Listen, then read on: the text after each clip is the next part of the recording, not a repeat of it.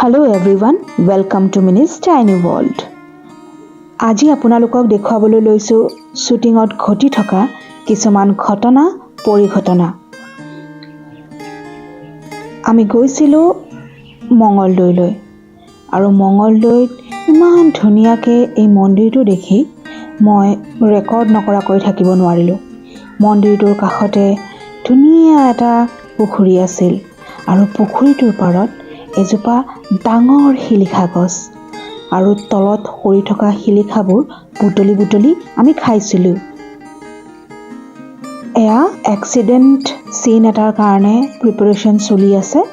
ভাৰ্গৱদাৰ accident কৰোৱা হৈছিল সেই ধাৰাবাহিকখনত। আপোনালোকে হয়তো সুৰৰ সোপানে সোপানে ধাৰাবাহিকখন ৰেঙনি চেনেলত চাইছিল। সেইখন বৰ্তমান শেষ হ'ল।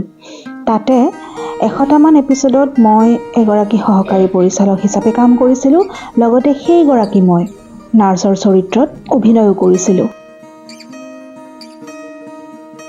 এয়া ভাৰ্গৱদা ঢুকোৱাৰ পিছত যেতিয়া মৰ্গলৈ লৈ যোৱা হৈছিল, তেতিয়া চাওকচোন, এই যে বতাহত উৰি যোৱা দেখুৱাই মুখখন ওলাই যায়, বতাহ হিচাপে হেয়াৰ ড্ৰায়াৰ এটা ইউজ কৰিছিলে। সৰু সৰু একোটা চিন কৰিবলৈ আমাক প্ৰায় বহুত সময়ৰ প্ৰয়োজন হয়, কিন্তু আপোনালোকে টিভিত হয়তো সেই চিনটো 2-3 মিনিট বা বেছিতকৈ বেছি 5 মিনিট সময় উপভোগ কৰে। আকৌ মৰিগাঁৱলৈ আহিছোঁ। মৰিগাঁৱত এনেদৰে শ্বুটিং আৰম্ভ হোৱাৰ আগতে আৰ্টিষ্টসকলে নিজৰ নিজৰ চিনবোৰ পঢ়িছে। ৰবাব টেঙা খোৱাৰ সময় এতিয়া। গাঁৱলৈ শ্বুটিং কৰিবলৈ মানুহ যাম আৰু টেঙা নাখাম, এইটো কেনেকৈ সম্ভৱ হ'ব পাৰে? এয়া চাওক, সকলোৱে টেঙাৰ জুতি লৈছে। টেঙা খাবলৈ পাই সকলোৰে মুখত কি যে হাঁহি। খোৱাৰ মাজে মাজে আমাৰ কামো চলি থাকিল, কাৰণ আমি গৈছিলোঁ কাম কৰিবলৈহে। খাই বৈ এয়া আকৌ উপস্থিত হৈছোঁ সেউজীয়া ধাননিত। চাওকচোন, এই সেউজীয়াখিনিয়ে আমাৰ মনটো যেন কোনোবাখিনিত সেউজীয়া কৰি তুলিছে। আমি মানুহক আমোদ দিবলৈ গৈ বোকা পানী গছকি শ্বুটিং কৰি আপোনালোকলৈ একোটা কাহিনী আগবঢ়াই দিওঁ আৰু আপোনালোকে সেই কাহিনীবোৰ চাই উপভোগ কৰে, মৰম দিয়ে। সেয়াই আমাৰ প্ৰাপ্তি। আৰু এনেদৰে আমি ধুনীয়া ধাননিখনত সুন্দৰভাৱে আমাৰ 3টামান চিন কমপ্লিট কৰিলোঁ আৰু বোকা পানী গছকি ওপৰলৈ উঠি আহিলোঁ। মই আপোনালোকক দেখুৱাবলৈ চেষ্টা কৰিছোঁ আমি কেনেকৈ শ্বুটিংবোৰ কৰোঁ, শ্বুটিংবোৰত কেনেকৈ অভিনেতা অভিনেত্ৰীয়ে নিজকে সেই চৰিত্ৰটোত খাপ খুৱাই তুলিবলৈ কষ্ট কৰে।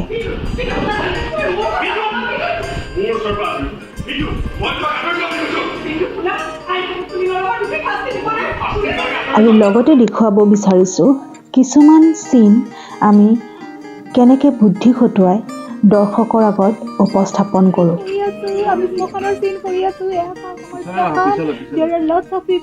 হঠাৎ কেতিয়াবা কিছুমান চিনৰ কাৰণে যোগাৰ কৰিব নোৱাৰিলে এনেকৈ আমি সৰুকৈ যোগাৰ কৰি লওঁ আৰু আপোনালোকক সুন্দৰভাৱে দেখুৱাবলৈ চেষ্টা কৰোঁ। হয়তো আপোনালোকে বহুতে আজিকালি দেখিয়ে থাকে, কাৰণ বহুতো অভিনেতা অভিনেত্ৰীয়ে নিজৰ নিজৰ ভ্লগসমূহত চিৰিয়েলৰ পিছফালে কি কি হৈ থাকে সেইবোৰ আপোনালোকক দেখুৱাই। তথাপিও ময়ো আপোনালোকক দেখুৱাবলৈ চেষ্টা কৰিছোঁ।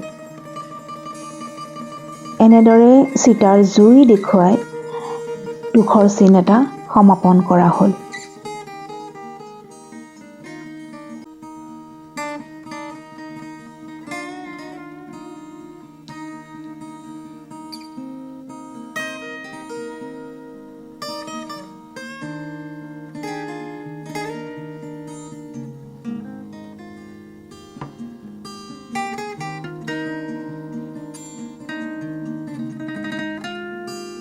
ধাৰাবাহিক এখনত সৰু সৰু ল'ৰা ছোৱালীয়ে অভিনয় কৰিলে চিন নাথাকা সময়ত কি কৰি থাকে দেখিছেনে? এয়া ঘোঁৰাৰ পিঠিত উঠি काठी पे घोड़ा घोड़े के दुम पे जो रहा तोरा दौड़ा दौड़ा दौड़ा घोड़ा दुम उठा के दौड़ा। এয়া আহিছিলোঁ জুবিনদাৰ ষ্টুডিঅ'লৈ, কাৰণ চিৰিয়েলখনৰ নামটোতে আছিল সুৰ, আৰু সুৰ থাকিলে আমি মিউজিক ষ্টুডিঅ'লৈ যাবই লাগিব। গতিকে এয়া জুবিনদাৰ ষ্টুডিঅ'ত কিছুমান মিউজিকৰ চিন কৰিবলৈ আমি উপস্থিত হৈছিলোঁ। সেইদিনাখন অৱশ্যে জুবিনদাক লগ পোৱাৰ সৌভাগ্য হৈছিল। মানুহজন বৰ ৰসাল, অনবৰতে ৰসাল কথা কৈ মানুহক আমোদ দিছিল আৰু আমি বহুত হাঁহিছিলোঁ।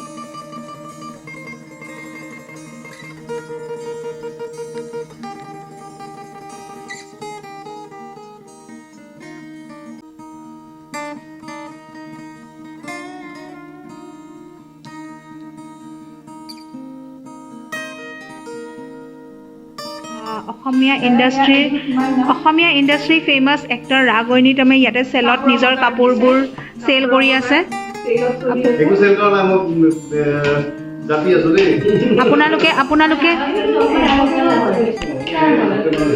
আপোনালোকে লাগিলে আহিব পাৰে, শংকৰদেৱ ষ্টুডিঅ'ত আছে, এইখন মেলা বহিছে, কাইলৈ আপোনালোকে আহিব।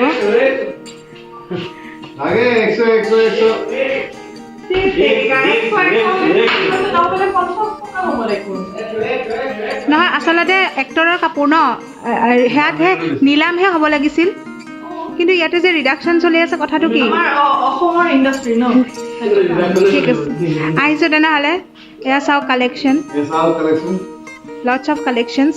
সৰুৰে পৰা ৰাগদাহঁতে অভিনয় চাই ডাঙৰ হৈছোঁ, গতিকে তেওঁলোকৰ লগত একেলগে কাম কৰিবলৈ পাই নিজকে সৌভাগ্যৱান বুলিও ভাবোঁ। এনেদৰে আমি ৰাতিপুৱা সদায় 7 বজাত শ্বুটিং লোকেশ্যনত উপস্থিত হওঁ আৰু প্ৰায় 9টা চাৰে 9টালৈকে শ্বুটিং কৰি আপোনালোকক আমোদ দিবলৈ আমি কাম কৰোঁ। এয়াই আমাৰ নিচা, লগতে পেচাও। তেনেহ'লে আজিলৈ ইয়াতেই সামৰিছোঁ।